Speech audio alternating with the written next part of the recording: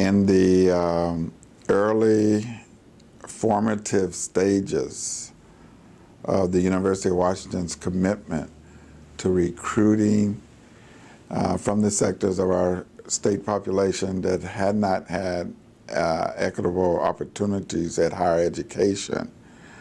I'm particularly proud of both the race and class response that our sit-in on May 20th, 1968 had on the student body of the University of Washington.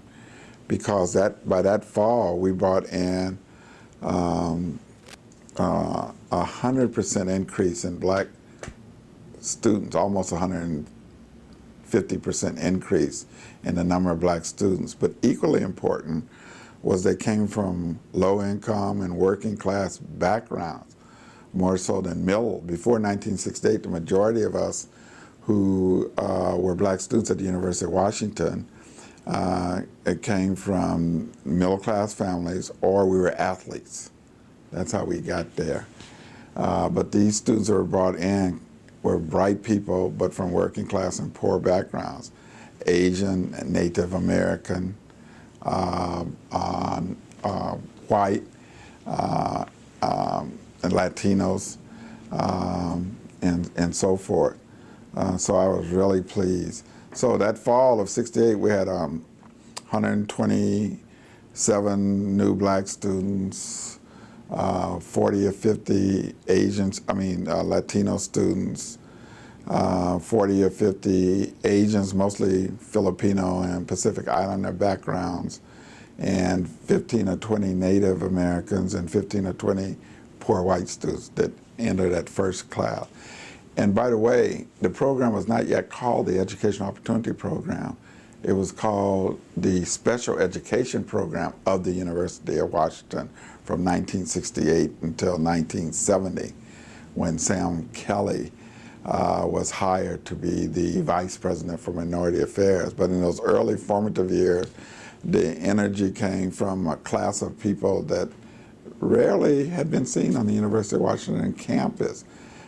Particularly non-white working and poor people. So it created a new cultural, social, and political atmosphere. The majority of the students that we brought out there were avidly interested in becoming members of the Black Student Union.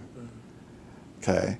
The majority of the Latino students aggressively and assertively wanted to start their own organization rather than be in the BSU, and that was all right, and they formed METRA, and the majority of the new students came to those meetings. The majority of the Asian students we brought out there wanted to be in the Asian Student Association. The majority of students wanted to be supporters of the American Indian movement that was going on at that time, or have their own Indian Student Association on campus.